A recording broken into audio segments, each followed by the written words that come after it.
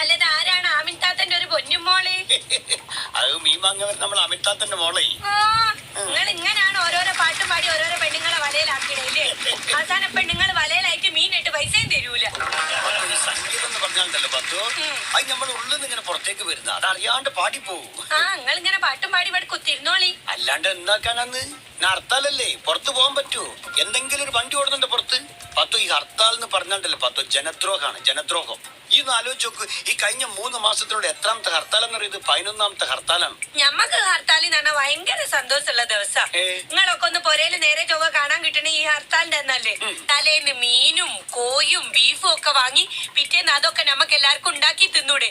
ഇക്ക് പെരുന്നാളിനേക്കാളും ഇഷ്ടം ഈ ഇടക്കിടക്ക് വരുന്ന ഹർത്താലാ. വല്ലാത്തൊരു മനസ്സിനെയാണ് പത്തു. എടി, ഈ ഹർത്താലിന്റെ അന്ന് നമ്മളെ സാമ്പത്തിക വിപണിയിൽ ഉണ്ടാവുന്ന നഷ്ടം എത്രയെന്നറിയാം ഞങ്ങൾക്ക്? ഏടാ, ചന്തയില്, മാർക്കറ്റില് എന്തെങ്കിലും കച്ചവടം നടക്കുന്നുണ്ടോ? അപ്പൊ നമ്മളൊന്നും മീൻ കച്ചവടത്തിന് പോയിട്ടില്ല, എത്ര പൈസ നമുക്ക് നഷ്ടോ? കൊഞ്ച മൂസക്കായെ, നിങ്ങൾ എന്നും ഈ മീൻ കച്ചവടത്തിന് തന്നെയല്ലേ പോണത്? ഒരു ദിവസമെങ്കിലും മീനാ ചെല്ലാണ്ട് നിങ്ങൾക്ക് ഒന്ന് പൊരേ കുത്തിരുന്നൂടെ? ഇവിടെ കുത്തിരുന്നിട്ട് എന്താണ് പത്തു? അന്റെ ഈ വലിഞ്ഞ മോന്ത കാണാനോ?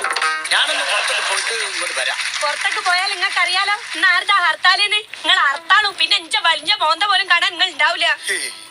അത് ആലോചിക്കുമ്പോഴാണ് പെരെ കുത്തിരിക്കാൻ തോന്നുന്നത്. പക്ഷെ ഇരുന്നിട്ട് മക്കളില്ലാത്തോണ്ട് പത്തു ഒരു സുഖവും ഇല്ല. മക്കൾ